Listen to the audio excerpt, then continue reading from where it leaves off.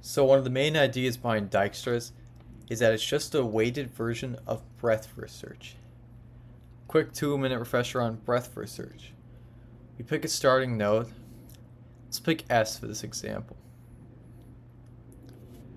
Traverse all the nodes one edge away from S. Then traverse all the nodes 2 edges away from S. Then traverse all the nodes 3 edges away, and on until you've gone through all the edges.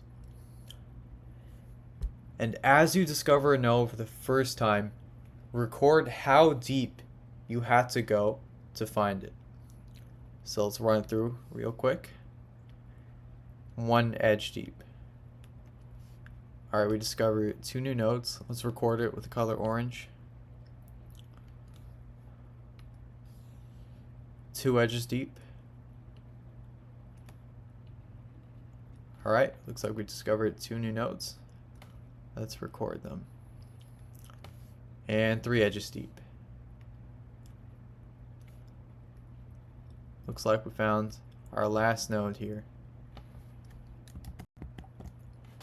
So in doing breadth first search, we coincidentally found out the shortest path to all the nodes. However deep we had to go to first discover a node is also the length of the shortest path to that node. And here I got a quick visualization of how far the shortest path is for every node.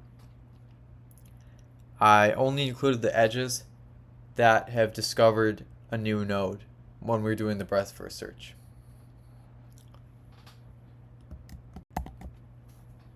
So we're only dealing with unweighted graphs so far, but Dijkstra's is a weighted graph algorithm. So a little bit of foreshadowing here. Running Dijkstra's on this weighted graph over here is the exact same steps as running breadth first search on this unweighted graph over here. It's the exact same, just a bit of foreshadowing. So what if we get a graph where the edges have different weights? For example, the graph on the right here, there's a bunch of 2's now. What do? We can't run breadth first search anymore. Or can we? There's a simple trick into converting weighted graphs to unweighted graphs. Whenever there's a weight of more than 1, all we gotta do is just add a dummy node.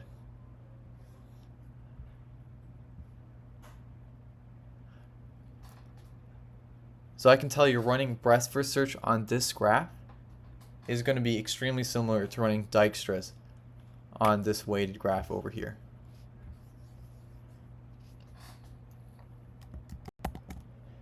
So I ran a quick breadth first search on this graph, and I've color coded the distances. Just a quick note on how I do my breadth first search. I break tiebreakers by just going left to right, because I think that's pretty easy.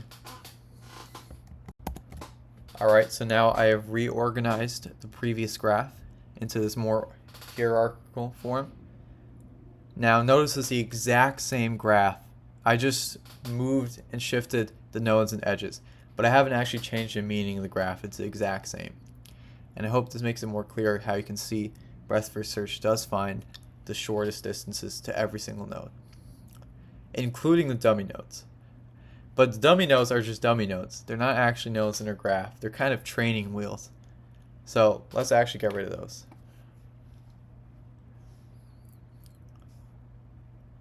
So as you can see, the only difference is there's no more dummy nodes. Instead of having these training wheels, we're just going to go directly up 2 levels from S to A. And likewise, from D to E, we're just directly going to go 2 levels. I hope you can see the jumps here. But really, that's all we changed. We haven't really changed anything else. We still just did breadth first search.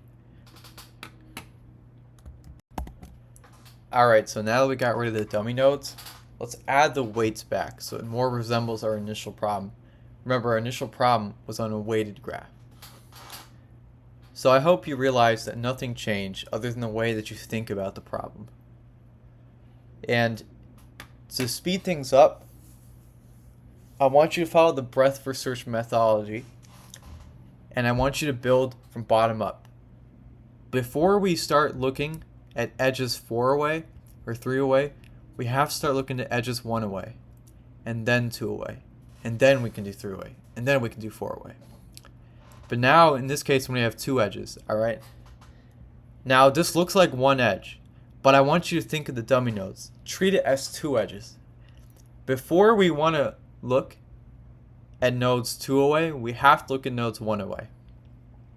Alright? So, let's do a harder example. Alright? So let's start with A. First, gotta look at all the edges 1 away. And looks like we found a node C. We'll mark that. Now let's look at all the edges 2 away. Looks like there are none right now. The next one is 3 away. Both of them are 3 away. So let's do the 3 aways now.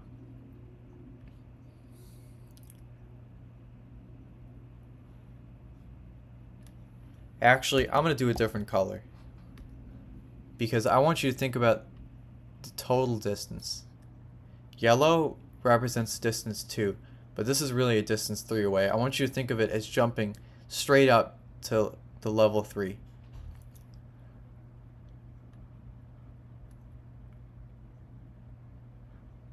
And looks like we discovered 2 new nodes, B and D.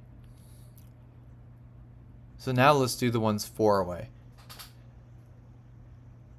Looks like there is 1 4 away, and looks like it's the only one. Luckily for us, it finds the last node. I'm very happy we didn't have to deal with these 7s. I think I was going to run out of colors. Let's see if we're right. So this is the same graph, except I only included the edges that discovered a node. And I hope you can see how we're jumping from levels. And if you're ever having a problem with jumping from levels, you can always convert these weighted graphs into an unweighted graph with dummy nodes. And you can always perform breadth first search on that. And it's the exact same as what we're doing right now. So what we're doing right now is actually Dijkstra's algorithm. In this last example, we have basically done Dijkstra's algorithm. So I'm going to go over real quick why negative weights break Dijkstra's algorithm. So remember, Dijkstra's is a weighted version of breadth first search. Remember at the beginning when we were doing breadth first search? As we were searching each node, once we color a node and mark it as discovered, we never touch it again. Alright, we assume that we've already found the fastest path, because it would make sense in normal circumstances. But when we add a negative edge, let's try adding one here. -2. All of a sudden now, even though we've already discovered D and should have already found the fastest path to D, when we're going from a higher level E, we've actually found a better path to D. So it was actually a mistake to lock in D as 3 away from A. D should, in reality, be somewhere here. But Dijkstra isn't able to realize that because it's already assumed we found the best path to D. That's why negative weights do not work. Alright, I hope this video helps you guys understand Dijkstra's algorithm. Let me know what you think about it in the comments, and let me know what I should cover next.